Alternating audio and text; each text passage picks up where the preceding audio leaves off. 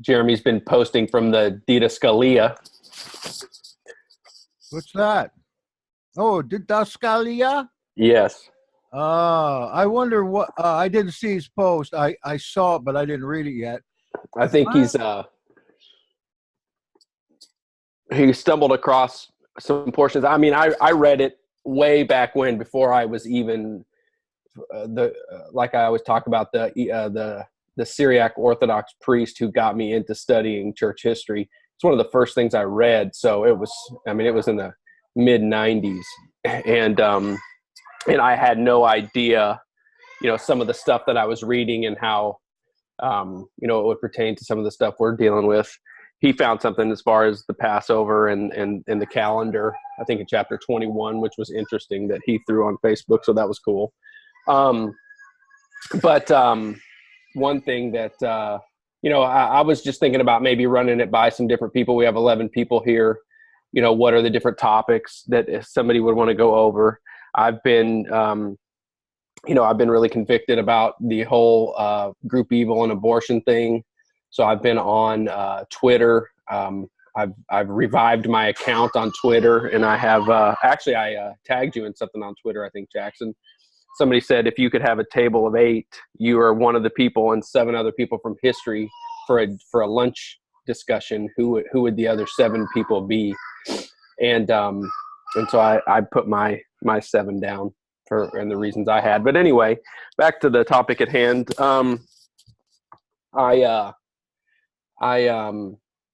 What's your Twitter? My Twitter is at Richard _ the letter S as in Seth _Cook.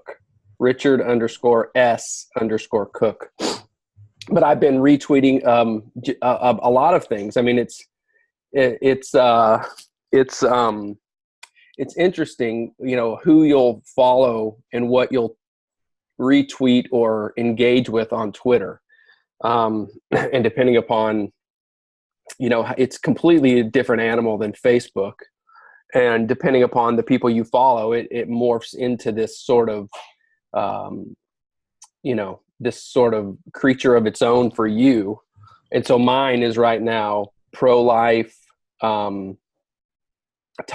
news topics about America and Israel and the world that could pertain to followers of Yah. Just all kinds of things like that. But hold on one second.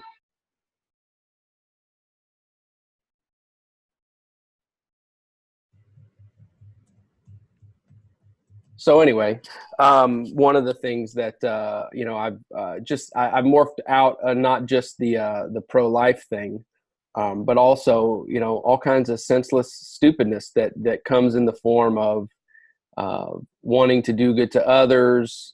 Whether it be kind of a socialism, communism bent, or everything about America is great, patriotism, capitalism bent. There's evils in all of that stuff.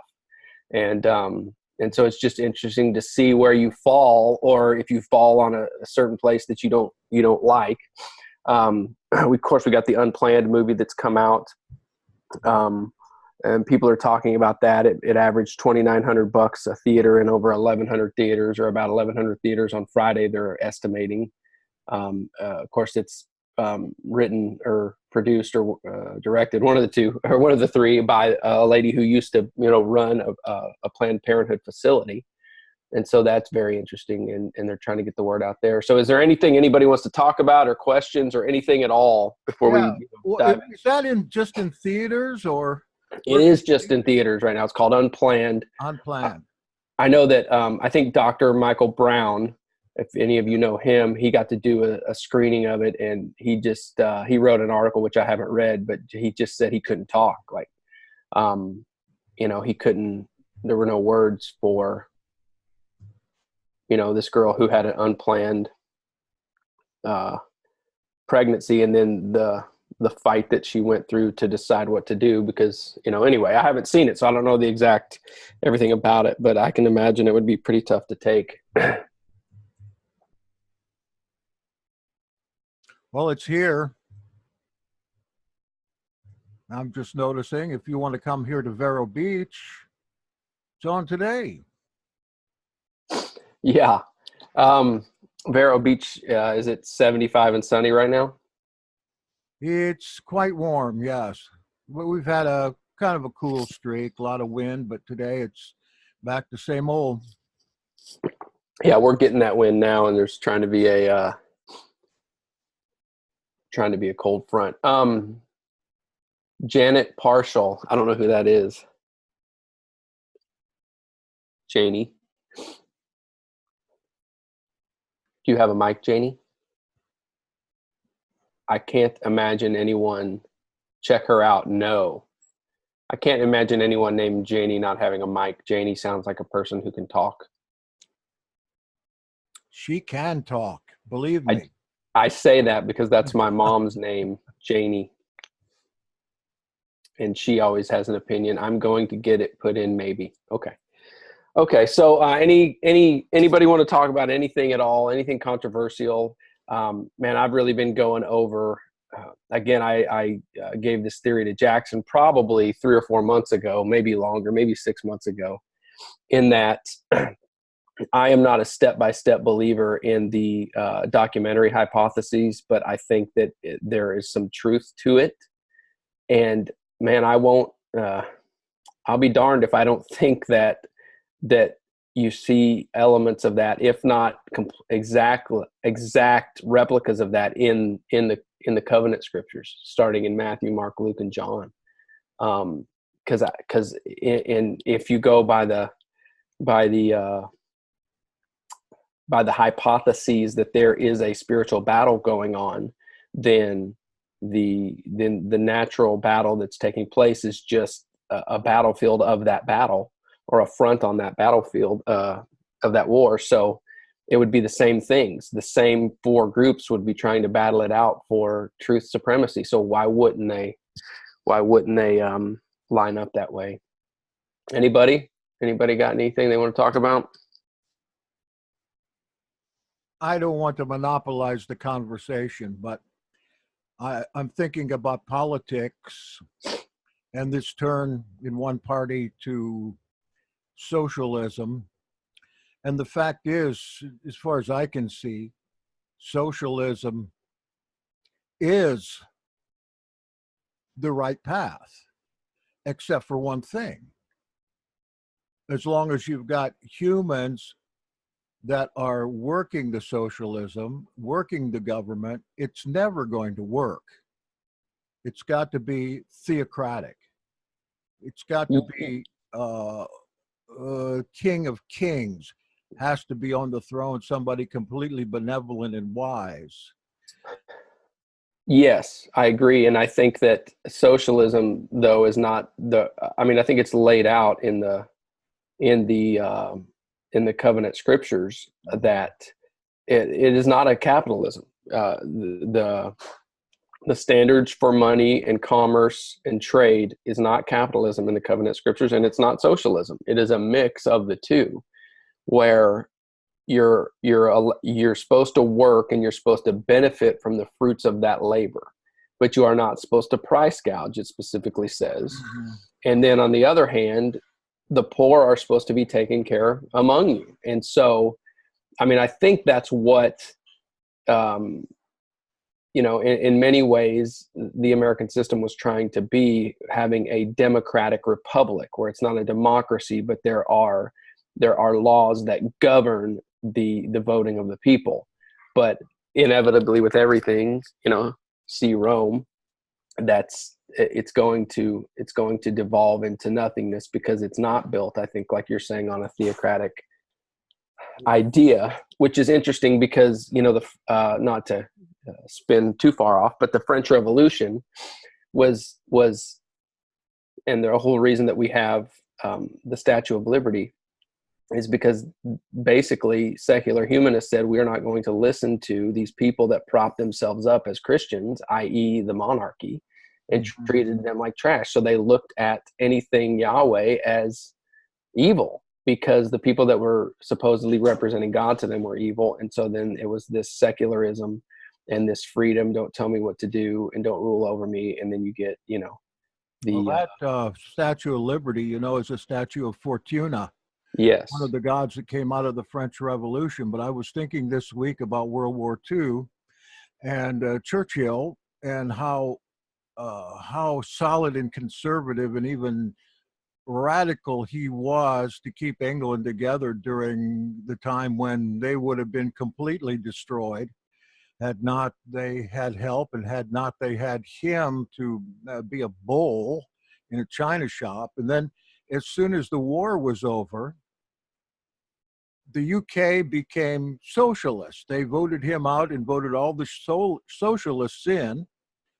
And then we had a state worse than the one before. So it seems like that we've got a president that's kind of like that now. And it seems like the enemies of the state are really pushing socialism now, especially some of these younger ones, and Islam, to the point where, to me, it is really alarming. When I was a youngster, I should say youngster, when I was a late teenager, I was a socialist, or I thought I was. I didn't know much, but when I went to visit communist countries, man, I changed my mind fast. I know in the 60s it was fashionable for young people to be socialists or communists, but to see the result of those programs, especially with people like Stalin and Brezhnev on the throne there in the Soviet Union, and see what they did to some of these countries in Eastern Europe, it just shocked me. And I'm Yeah. still shocked about that. And So, that's why I can't see how anyone could possibly think of going back to that failed system again. because they don't know about it, they don't know the results of it. So then, that begs the question: what does the eternal, or at least the 1,000 years, um, depending upon your perspective, or the beginning of the eternal life, depending upon your end times theology? What does that look like then from a governance standpoint? I mean, obviously we have either Yeshua reigning, or, one of the throne of David reigning, descendants of David reigning. What does that look like? I mean, we have things like, hey, if you're not celebrating this, then it's going to drought and it's not going to rain. Stuff like that from a natural happenings standpoint. But what does it look like as far as physical civil governance? I wrote that up, theory on that quite some years ago. And of course, nobody knows and nobody can really know, but I saw Joshua coming with his minions to Washington, for instance, and he walks in the middle of the joint Congress House, and he just dismisses certain people and reassigns certain people, and there's nothing they can do about it. And at that time, Ted Kennedy was in there, and they had a good job for him because he was such a good Catholic. And Yeshua gave him the deputy sheriff job in Dothan, Alabama. And that's the only way I can seem to visualize it, that when he comes in visible realm, going to government, just taking over. But it's got to be a progressive thing. It's got to be little by little by little. How else could it be? If it was just a bursting in, that would be better. I'd be on board. Yeah, I think that one of the things, looking over looking back at certain times, when you take something over and it already has a structure and it already has people in place, my first reaction is to let sleeping dogs lie, in a sense. If there's something going on, and if this person might not be the ideal person, but they're already there and they're not doing anything destructive, then let them stay there. But what I've come to find out is it's harder at first to just not to let people go and get the people in that you want in there, but in the long run, a lot of times it's better because the people that you're hiring, the people you're telling them what you want from them, and then moving forward, they're held accountable to that. Whereas when you don't have that, it's almost, when a new manager comes in, you're thinking, oh my goodness, he's changing this and that, and this is not the way it was. And so there's an automatic animus that can happen. But what's that? Why are you laughing? For sure. I think about a couple of churches that I went into, in my denomination, we moved every few years. And I know before I was a little more experienced that the first thing I would want to do is change the things that they were used to. And that did not work. It wasn't until I did this gradually over a period of several years that it worked. But coming right in, for instance, I came in one time and this one church was using this old Highway to Heaven hymn book. And I told the group I would really like to get new hymn books since, I was the music minister also at that church. It was just a little country church. And sure enough, they wanted to please me. So they ordered new hymn books. They ordered 2 or 3 boxes of Highway to Heaven, new ones. So kind of stuck with that. But Nice. Some of the times trying to teach the sacred name and some of these other Hebraic doctrines just too fast until putting together work groups and study groups, and over a period of time, some people got it. Yeah. And they would help to move other people over to that area. Yeah, right. Which begs the question for me. I was thinking about this, the constructs that we have. We have these constructs that are religious in nature, and they're supposed to bring us closer to God, quote unquote. But how many times is the old saying true? The hand you hold is the hand that holds you down. That the construct that's keeping people in is also the construct that is keeping them away from a closer relationship. Looking at the different things that you have to believe, or the things that you don't have to believe, but you're looked down upon if you don't. These, and some of them are so just asinine.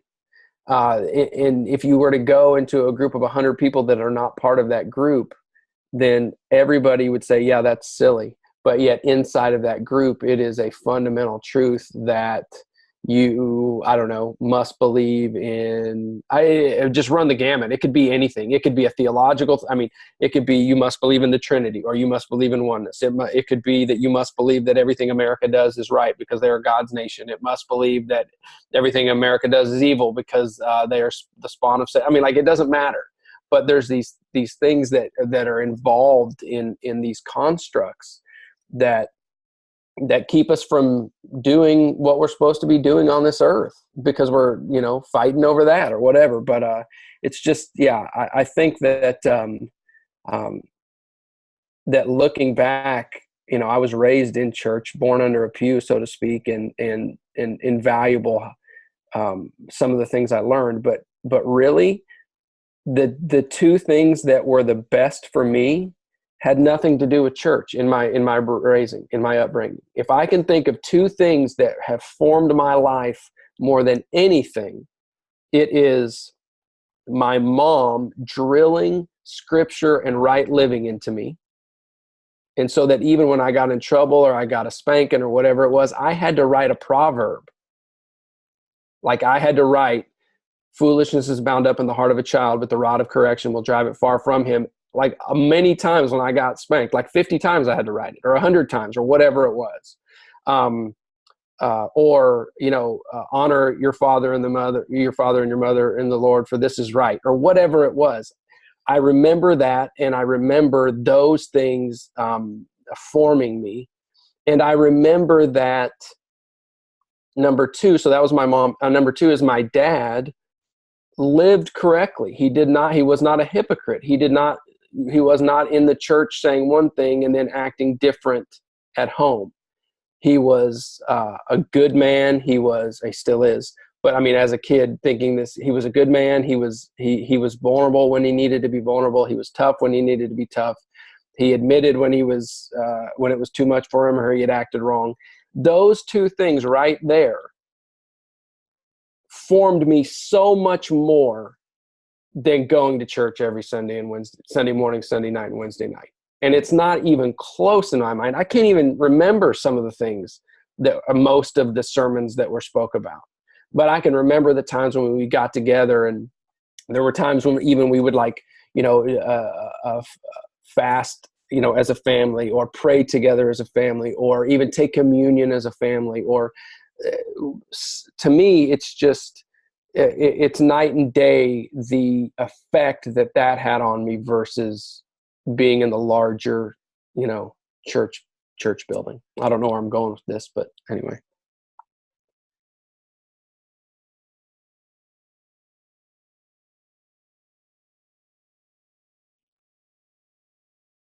Okay, so did we exhaust that topic, Jackson? I think people want to only hear you and I talk. I don't know. They want to hear you talk, Rich. No, they don't want to hear me talk. They already heard Daniel talk for an hour, and now it's for a guest. He's going to want to talk again. I know he wants to talk. I was trying to squelch that already. I'm just messing with you, Bishop. What's going on? Oh, all right, there you go. Hello, how's everybody doing?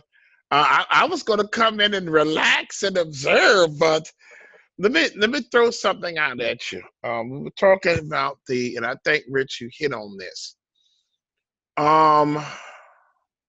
Young people of today are very naive, and they've always been idealistic in their nature.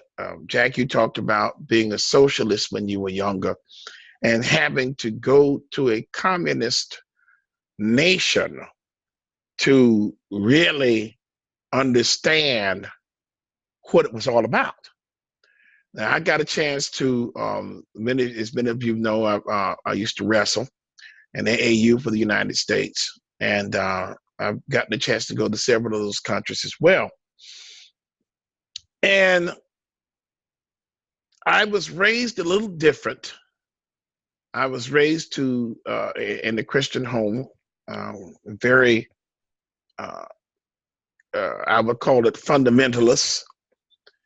And so we knew that communism was not right, and that it had its separation from the Almighty.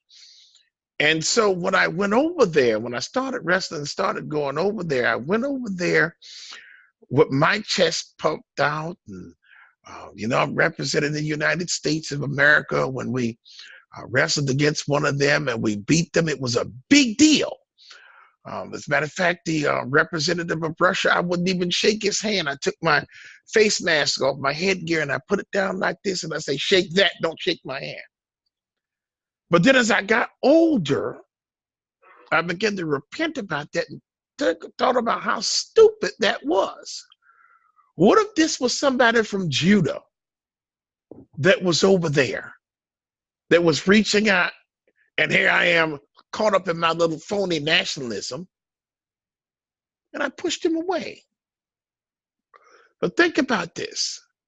I think that every last one of these people that advocate for socialism, that advocate for these types of programs, should get an opportunity to spend a year in Venezuela, to spend 3 years in China, to spend a considerable amount of time in these former communist bloc countries. And they get to see, because some of those remnants are still there. They've not gone anywhere. I've gotten the chance to, being in college, I got a chance to talk with people from Russia, from the Ukraine, from even Afghanistan. And you'll be surprised. I was horrified at some of the things that they told me that went on in these nations, and how even some of these Islamic republics. I mean, I'm like, my goodness, they told me about how they have executions every Friday on their Sabah. I think that's Sabah, is what they're called in Arabic. Every Friday in these countries, in Bahrain, bang, somebody's head is cut off on their Shabbat. And so I really begin to appreciate, although everything is not nice, everything's not hunky-dory, I begin to appreciate that fact that, I live here, Any thoughts? Yeah, I mean, to me, I think there's two sides of it. I definitely agree with what you just said. But if you also look at all the, I think sometimes the problem is we put ourselves into a position where it's all or nothing. Either, everything that our country does is horrible and they can never do any right, or vice versa. Everything our country does is great and we can never do any wrong. And I think both of those are both in the same exact error, just in opposite. When you look at some of the things that, gets uncovered and, America did this and they bombed this place and, 27 innocents died, then I understand why that place wants to destroy America. I mean, I get it. But at the same time, they say, since they feel like we're a democracy, they've got, a monarchy or a theocracy in charge of them that they can do nothing about. Whereas they say we can vote our leaders in and out. And if our leaders are doing these things, then we as the American people should be held accountable to that. And I get that, but I wasn't raised. I mean, I was raised, from the South and patriot and all of that. So, join the Marines, that type of thing. But I think there's both that go on there. I think it's okay to say, hey, America did this over here, and we need to hold the people who did this accountable because it's illegal and immoral. And I think it's also okay to say, hey, we're not perfect, but we do a lot of good things. I think both of those things are okay. But even now, when you say America, if you believe the reports that are out there, that there's basically two different governments trying to run the same place, then what are you talking about at that point? Are you talking about the people? Are you talking about government A, government B?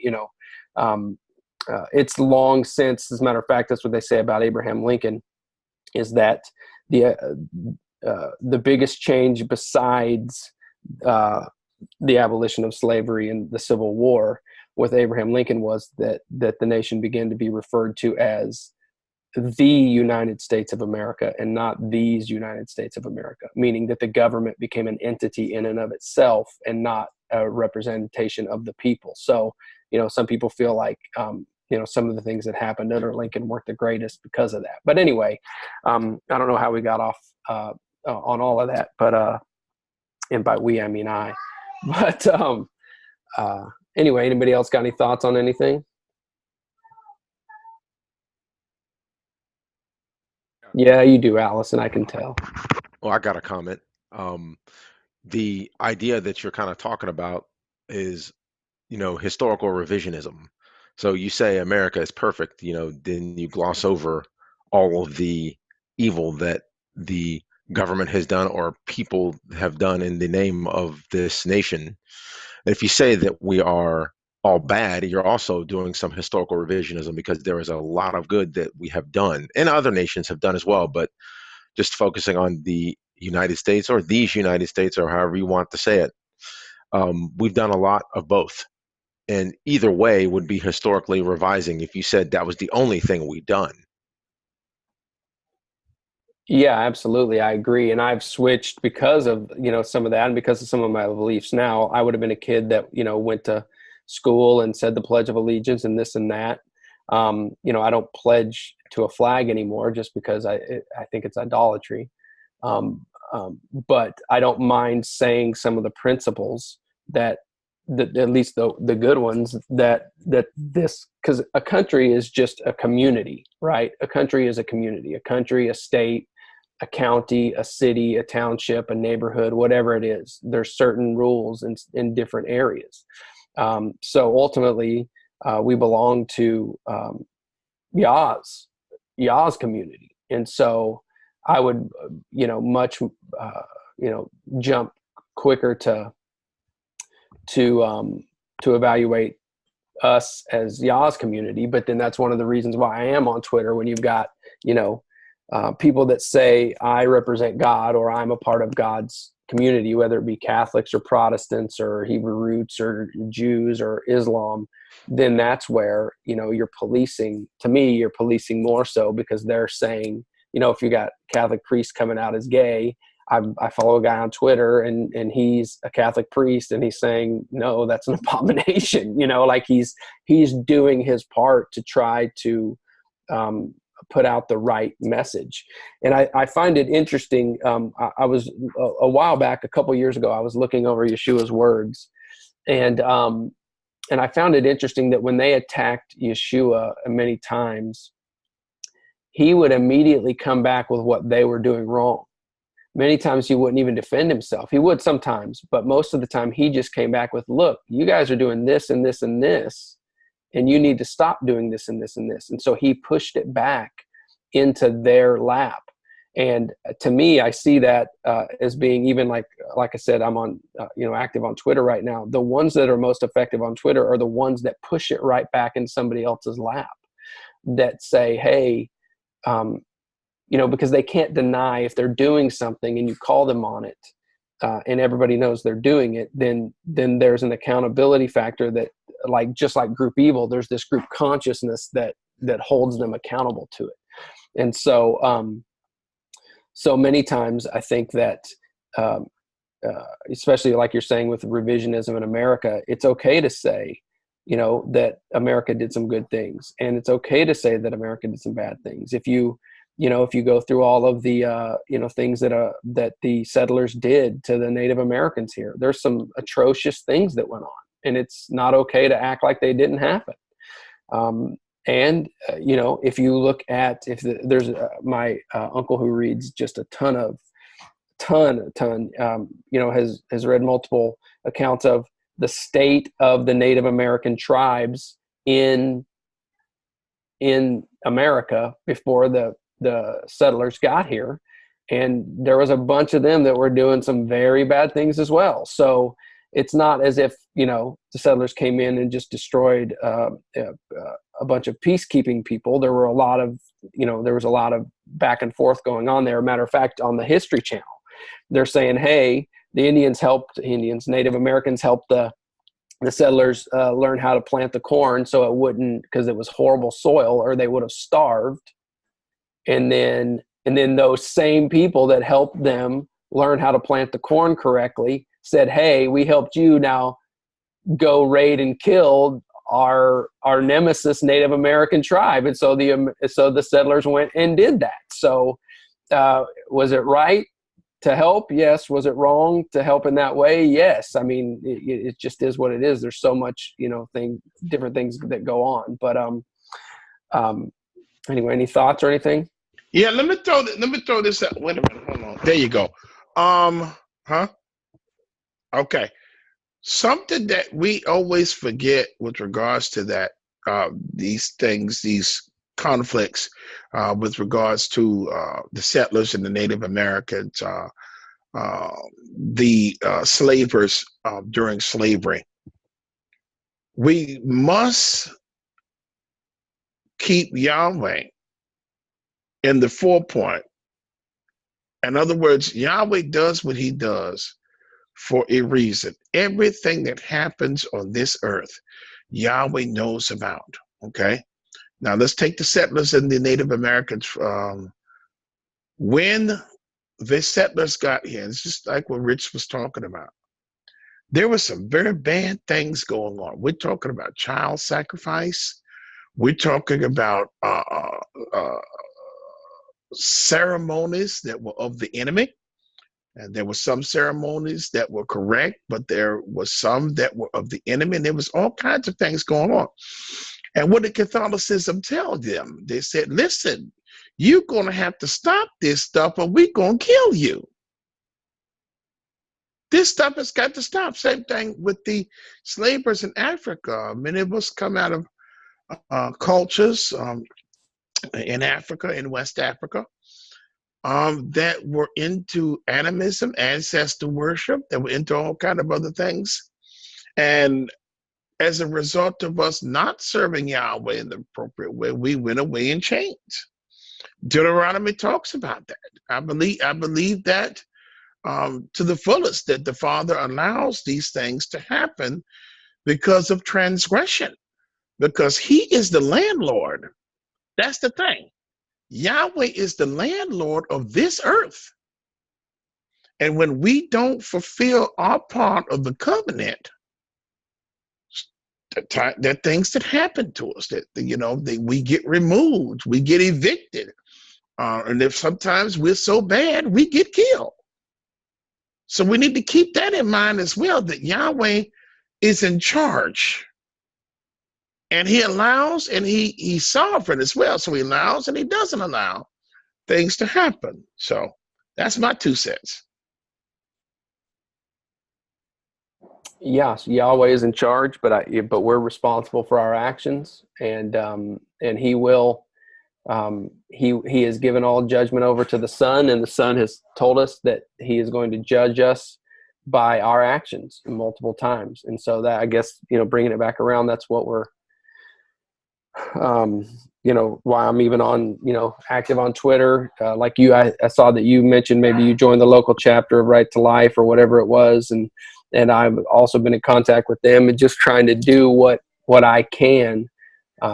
Because I think that's one thing that America, even if it was misguided through its quote unquote manifest destiny motto back in the day, as an American, you're raised to think you can make a change, you can make a difference, you can do something to help. And whether that ends up being, globally, or whether it ends up being in your neighborhood, then either way, we're responsible. We are the Superman on the block. If we have Yah with us, then we are the Superman on the block. And then if we don't have an answer, that we go to the Father and we find an answer, and we help out. We help out the widow. We help out the orphan. We help out the family that needs it, especially those of the household of faith.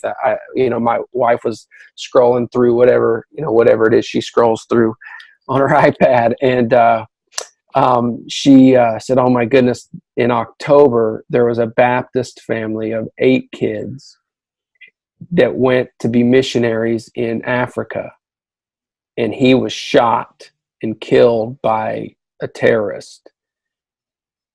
And then now the mom and the 8 kids are back up, I guess, in Indiana, and she's just been diagnosed with liver cancer. And so you're going, wow. And it looks like, I think the gentleman who got shot and killed, his brother is in Indiana. As a matter of fact, I think in the state assembly. And so it looks like they're going to have, to be taken care of. But if not, then the community of faith needs to step up, and as regardless of whether or not they should have been in Africa or whatever, it doesn't matter. The sins of the father, even if it was a sin, which I'm not saying it was, are not to be passed to the kids. Those kids are innocent kids. And so you got 6 boys and 2 girls that need something. I think of all the times that we hear about a tragedy and we go, oh, that's too bad. And that's our chance to be Superman. And do I have to evaluate, can my family take it? Can my family stand up through whatever it would cause to help? Absolutely, you need to evaluate that. But if the answer is yes, and the answer is affirmative that we could take it, then you spring into action and you do it. That's one of the things I loved about Salem, Oregon, when we moved up there. The whole city, they had a rash of people in foster care, and a lot of minorities in foster care. And Salem has some Hispanics, doesn't have a lot of blacks, but there was a lot of black kids in foster care. And a couple of the rich Christian businessmen got everybody together and had these 2 or 3 nights of training and study and prayer about foster care and what it would take. And then a bunch of families just fostered and then adopted these kids. And so all over the place, you have these completely white. And when I say white, I don't just mean skin color. I mean white, ethically and ethnically and all of this, taking care of these black kids running around. And it's the most awesome thing in the world. Why? Because there was a need there. And then maybe in another city where there's a thriving community of black people and there's some white kids, you would hope the same thing happens. Exactly. I'm sure somewhere else it has. But what I'm saying is that made me so, happy that it was, and guess what? It wasn't a church that did it.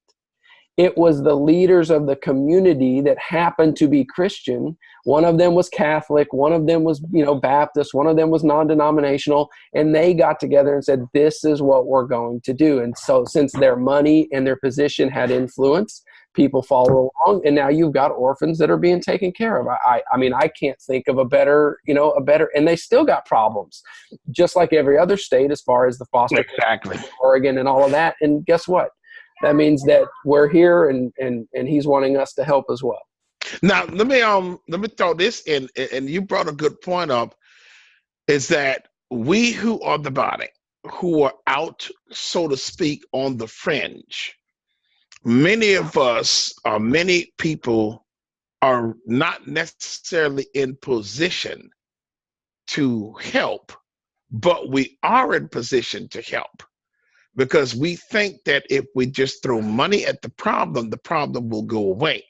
I think what the Father is doing with us, you talked about, us becoming part of the chapter of the National Right to Life organization and pushing to get involved with the Ministerial Alliance. We've been told in previous Hebrew Roots organizations that it was not our business to get involved in these types of things. But if you go and you sit and you listen to these congregations, on the Shabbat, everybody got something to say about it. They're whining, they're kvetching, they're complaining, they're moaning, and they'll get up there and they'll pound the table with their fists, talking about the liberal media, the liberal agenda, the homosexual lobby.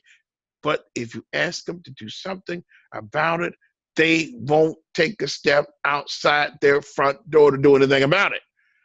But I think that what is being born, the seed that is being germinated now within us, is that we not only are should do something about it, but we are required to do something about it. And so you may have the gift, the ministry of helps. Somebody else might have the gift of this. Somebody else might have the gift of being a plumber, whatever it is. Pool those resources together. Come together as a community of faith, and let's meet the need. One of the reasons why we can't meet the need is that, again, Hebrew roots have taught us to divide.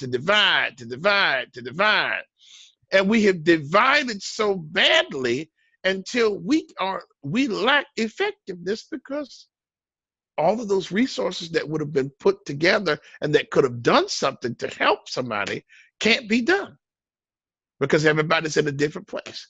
And they won't speak to each other because of their doctrinal differences. Sure, absolutely. And, that's why I don't mind nowadays. I don't mind if I'm sitting next to somebody of a different denomination and, or even a different religion in a food line, helping people get food or whatever it may be. It's definitely a higher priority to help those than to squabble over something that has nothing to do with feeding people's bellies. So then one of the things that I think that, sometimes we want to avoid conflict in a sense, whereas, if you're standing up for some of these things, there's going to be conflict, certainly on a place like Twitter, where if you say something, then, it's there forever. And, you could, somebody the other day, who is a pretty prominent person, said something really stupid. And it's like the only stupid thing she said that I've ever heard her say. She says really good stuff, but she said one thing and just gets slammed for it, which, if it's stupid and it's wrong, then rightly so. But we do have to do our homework. We do have to come prepared. We do have to have something to say and have it be legitimate. We can't just sit back and go, oh, if I'm going to do this, I would need to be prepared. And if I'm going to be prepared, that would take my time. And I would rather live the luxurious American lifestyle rather than to do that. So that's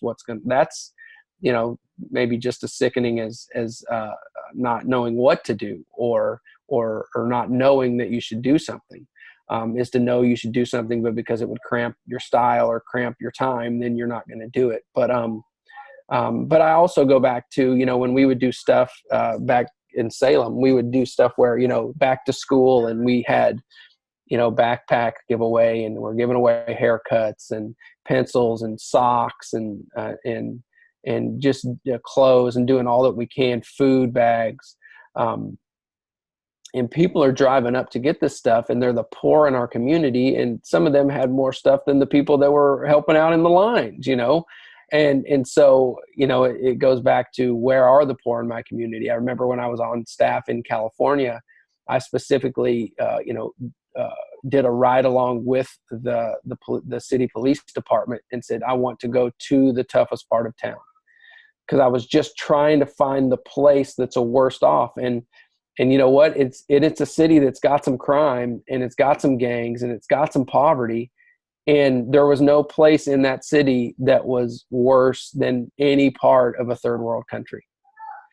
And food was being given. And is there an isolated incident or a family or some sort of abuse going on that I don't know about? Sure, absolutely.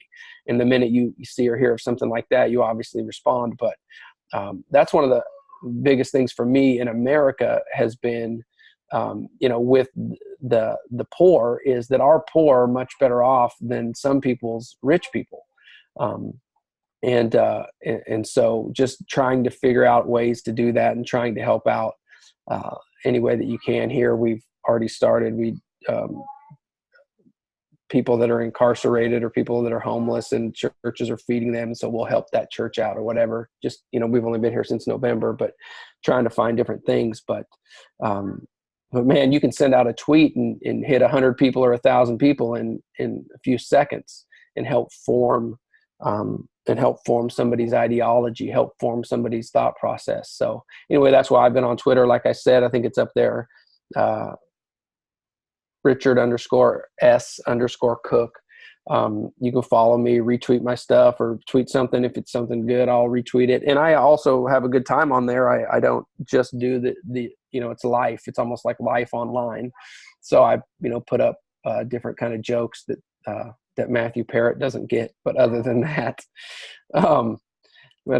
it's been good. But does anybody have any other ideas about, helping out if you don't have that big of a voice, or if you don't see a lot of poverty around you, or, is there any different ways anybody else has thought of that we could do that? Governor? Yeah, I have an idea. Even if there isn't a lot of poverty, there are things that are just almost hidden in plain sight. You talk to people and you learn things, and you say, wow, it's not quite what it looks like out here with certain people. You see that they have, they're dealing with depression, or they're dealing with a family situation. Everything looks great there. They'll tell you, oh, I'm doing great. But you get to talk to people and you find out that things aren't, like I said, they're not as they appear. So talking to people personally, having a personal rapport, forming a personal relationship with people, talking to them and learning about what's going on with them will allow you to help them, because you can pray for them, and you might be able to do something in a way of giving them something that would help them as well. What I found, Rich, is the best thing for me is my body. When I get into an Uber or a Lyft, or when I appear in public somewhere, my body is the best way to help out. Because like Governor said, we go into stores and everybody in this town knows who we are. And we wave to people. I go into the stores now looking for people. Where's so-and-so? I don't see her here today. And they may be off that day. I said, well, tell her I asked about her. Or you might see somebody going through a rough time and you pray for them right there on the spot. Okay, I've done that. And it's just being there sometimes makes a world of difference to somebody. And we have been trained, again, to be off standing at a distance, or to mind our own business. But when you have the call of the Almighty on you, doesn't matter whether you're in the hospital, it doesn't matter whether you're going to the hospital or visiting the doctor, your testimony will precede you. And so just go there, just go out, just go to the store, go to the laundry, go to the doctor, and offices or whatever you are, and just be that light. And people will be drawn to just that light. You know, some of you may have disabilities like myself and Governor, and people come up to us and they say, boy, you're an inspiration. I'm just in the store shopping and I'm an inspiration. But I take that moment. See, I used to get very upset about that, but I take that moment as an opportunity to share my faith. Somebody asked me the other day when I was going into the store, and they said, how you doing today? And I said, I'm blessed and highly favored. How about yourself? How's your family? And this, that, and the other. You think that I was running for office around here. But I inquire. This is my community now. This is my state now. So I care about the people here, and I care about the issues here in Tennessee, East Tennessee specifically. So I talk to people like I'm running for mayor. So don't just sell yourself short. Let your body be the lightning rod for an opportunity to share and an opportunity to help out.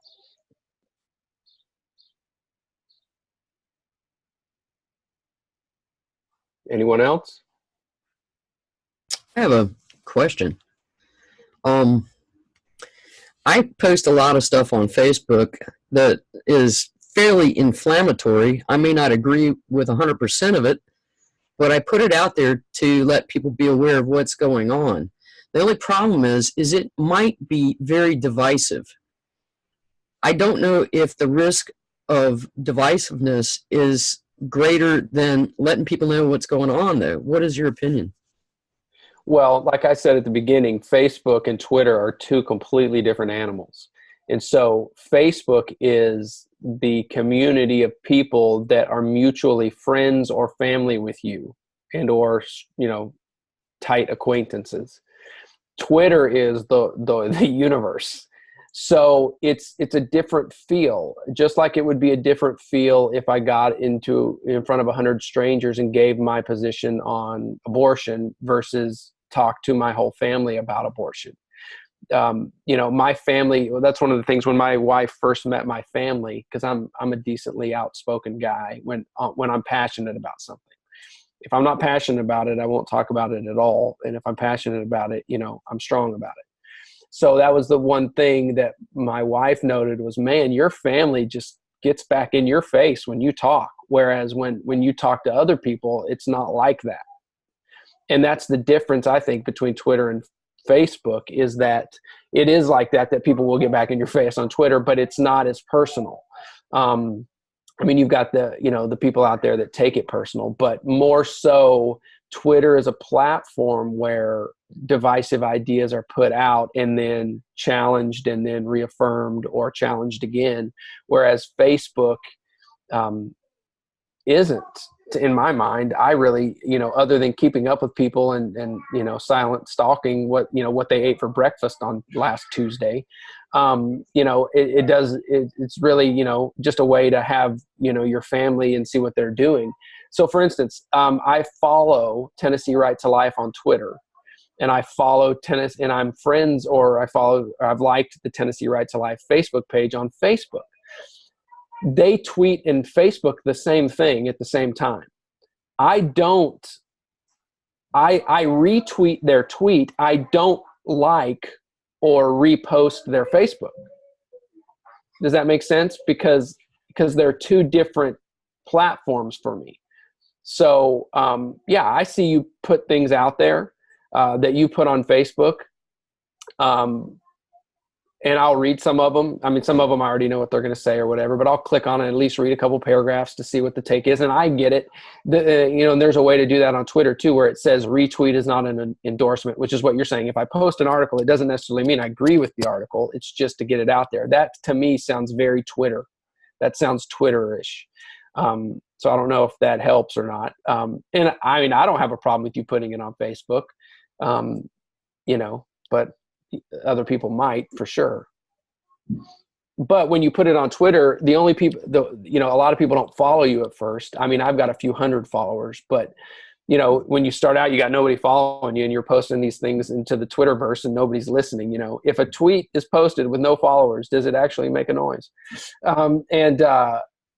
but so you have to like tag certain, hashtag this, hashtag that. So when people, search that hashtag, your post, your tweet would show up in that search. Or if you attach somebody to it, like if you put at Richard_S_Cook and you say something, then that's going to get my attention and maybe I have a dialogue back with you. So I found a few people that have some influence on Twitter, thousands or millions of followers. And then you don't want to just stalk them all the time because they'll block you. But, if, there's one guy that's a reporter and he's a pro-life reporter. So sometimes when it's pro-life stuff, I at him, I at his name. And so then it attaches to, people that are searching for anybody that's retweeted anything about him, it would show up, that kind. So you can get a few more hits and a few more things. But Twitter is, definitely a different animal. I don't ever put anything on Facebook anymore. And when I did, I used to just put, motivational or scriptures, and it's, to me, Facebook is not for that, but some people would use it that way.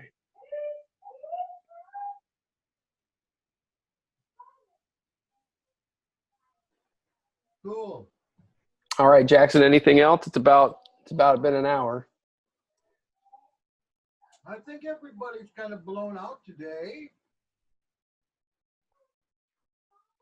I didn't hear quite a few people have anything to say.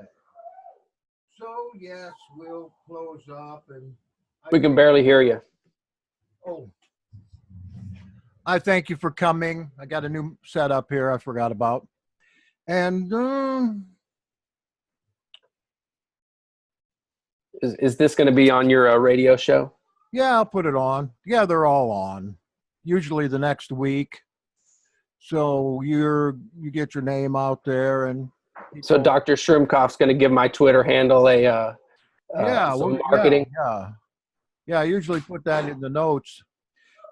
It gives the people on Hebrew Nation Radio a chance to turn it off instead of leaving it on all the time. Yeah, some of them do. I would go nuts if I had to listen to that all day. Yes. So I'm going to have to take this part off. All right, you guys. No, you can't take this part off. It's all or nothing. It's all or nothing. You're either a patriot or you're not. All right. Have a nice Shabbat, everybody. I'm going to take a nap. Shabbat Thank shalom. you, Rich.